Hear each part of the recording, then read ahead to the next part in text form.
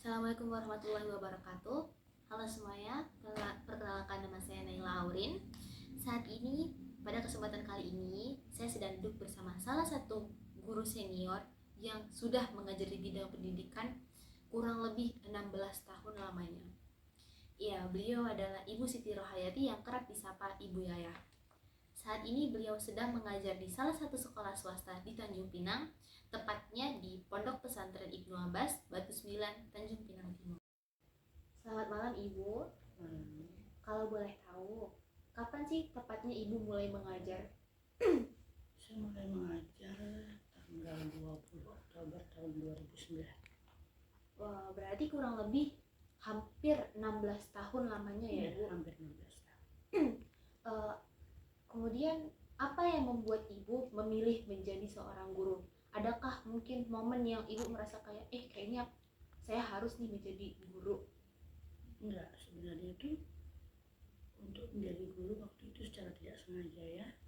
Awalnya saya memilih sebagai ibu rumah tangga, tapi seiring waktu kemudian saya bisa mengkondisikan rumah, menyelesaikan kewajiban saya, kemudian sampai akhirnya banyak waktu luang sehingga terlintas pikiran untuk coba isi waktu dengan mengajar. Nah, pucuk dicinta ulam tiba, waktu itu saya mengenal PPS Ibnu Abbas itu. Kenapa saya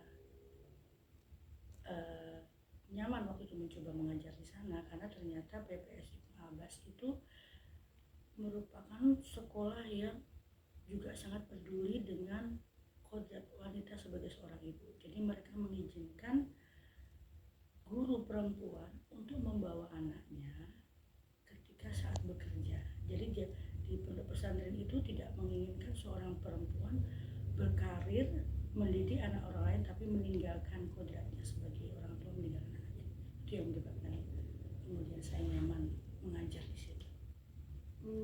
Selama kurang lebih 16 tahun Ibu mengajar, apa saja sih Bu kalau kami boleh tahu suka duka dalam mengajar? Suka duka banyak ya, tapi yang akhir-akhir ini terasa seiring waktu lamanya mengajar. Sangat bahagia itu ketika anak didik kita yang sudah lama lulus, ketika masih datang untuk silaturahmi, atau kemudian ketemu di jalan menyapa, kemudian ketika perjumpaan itu masih mengingat ilmu yang kita ajarkan, apa-apa saja sangat membahagiakan. Itu sangat membahagiakan. Di sisi lain juga ketika untuk anak didik yang sekarang ya, ketika kita mengajar mereka cepat menangkap, itu juga sesuatu yang sangat membahagiakan juga. Kalau pengalaman yang kurang menyenangkan sebenarnya masalah dengan kerjasama dengan orang tua ya. Kadang sesusah apapun anak, kalau kerjasama antara orang tua dengan guru, komunikasi terjalin dengan baik, insya Allah kita bisa sama-sama mendidik. Tapi kita sering terbentuk dengan orang tua yang sibuk sehingga maunya semua diserahkan ke orang tua. Ini kasihan karena kita berusaha mendampingi anak di sekolah, tapi ketika kita kembalikan di rumah tidak ada feedback dari orang tuanya, kasihan anaknya. Itu yang menyedihkan. Dari cerita suka duka Ibu barusan, saya jadi ingin tahu nih Bu, mungkin Ibu bisa kasih tahu ke saya ataupun teman-teman yang lain, Pondok Pesantren Ibnu Abbas itu apa sih yang menjadi daya tarik dari sekolah itu? Ya, PPS Ibnu Abbas itu pondok pesantren yang pengajaran utamanya itu di tahfidz, hafalan Al-Quran dan bahasa Arab. Tapi di sana tidak mengejar banyaknya hafalan.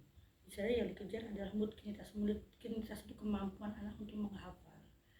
Juga sangat diterapkan pendidikan tentang bahasa Arab dan adab, karena dalam Islam kan adab itu lebih dulu daripada ilmu. Bahkan percuma anak ilmu tinggi tapi tidak ada adab. Adab itu berarti juga etika ya. Berarti mohon dikoreksi Bu, berarti Ibnu Abbas itu sangat menjunjung tinggi adab ya Bu, adab baru ilmu. Iya. Kalau boleh tahu saat ini Ibu sedang mengajar di mata pelajaran apa saja sih Bu? Iya, di Ibnu Abbas itu saya di jenjang di Ibnu Abbas itu ada TK, SD, SMP, dan SMA. Jadi untuk SMP dan SMA itu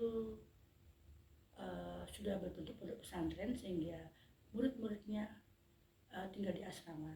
Tapi untuk TK sama SD masih reguler pulang gitu. Nah, saat ini saya mengajar di SD, saya mengajar di Bahasa Indonesia dan PKN. Tapi untuk di jenjang SMP, alhamdulillah pimpinan memberi saya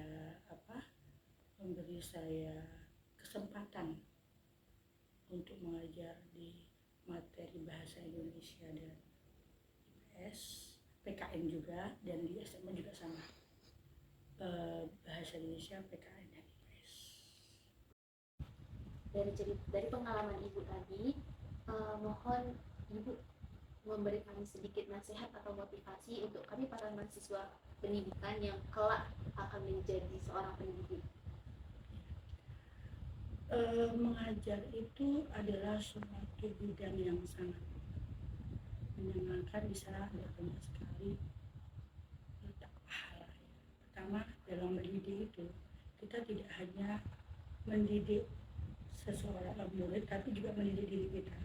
Bagaimana kita juga harus terus belajar bagaimana cara supaya kita bisa memberi pengertian tentang pengajaran kepada anak. Kemudian kita harus terus mencari informasi, otomatis itu kita juga untuk belajar terus. Di sisi lain, setiap kali kita memberikan pengetahuan kita, ilmu kita ke murid itu, kalau sampai anak tersebut bisa menerima dan diaplikasikan dalam kehidupan selanjutnya, itu akan jadi salah satu amal jariah.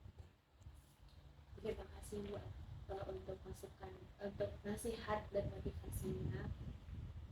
Semoga yang Ibu sampaikan dapat menjadi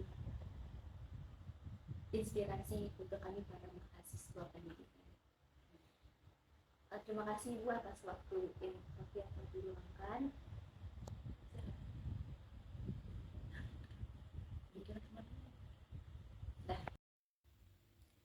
Demikian wawancara saya bersama Ibu Yaya. Semoga apa yang beliau sampaikan dapat bermanfaat bagi kita semua. Saya akhiri, wabillahi taufiq wal hidayah. Wassalamualaikum warahmatullahi wabarakatuh.